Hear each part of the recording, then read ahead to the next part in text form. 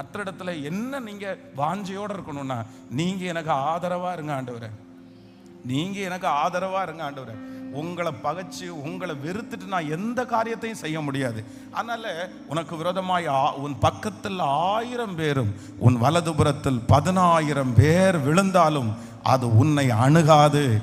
உன் கண்களால் மாத்திரம் நீ அதை பார்ப்பாய், துன்மார்க்கருக்கு வரும் பலனை காண்பாய். ஆகையால் வாதை உன் கூடாரத்தை அணுகுவதில்லை, பொல்லாப்பு உங்களுக்கு நேரிடுவதே இல்லை. ஹல்லேலூயா. அந்த நன்றி உள்ள இதயத்தோட நான் நம்புறேன், இந்த மாதம் இப்போ கொஞ்ச நாள்ல முடிக்க போறோம். இந்த வருஷத்திற்குள்ள ஆண்டவர் அந்த ஸ்திரீயை விடுவித்தது போல உங்களையும் என்னையும் விடுவிக்கிறதற்கு கர்த்தர் வல்லவரா இருக்கிறார். உங்க பட்சத்துல கர்த்தர் இருக்கிறதுனால கல்லு எடுத்தவங்க கல்லை கீழே போட்டுருவாங்க, விரோதமாய் நிற்கிறவர்கள் கடந்து போவார்கள். உங்கள் மேல் யுத்தம் பண்ண வேண்டும் என்று நினைக்கிறவருடைய மனசு மாறும். கர்த்தர் அந்த மனசை திருப்புவார்.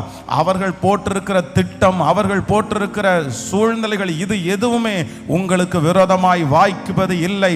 காரணம், உங்க பட்சத்தில் உங்களுக்காக வழக்காட, உங்களுக்காக பேச நம்புறவங்க நல்ல கரங்களை தட்டி, கர்த்தாவே என் பட்சத்திலே நீர் இருப்பீராக, என் பட்சத்திலே இருப்பீராக. ஆமென்.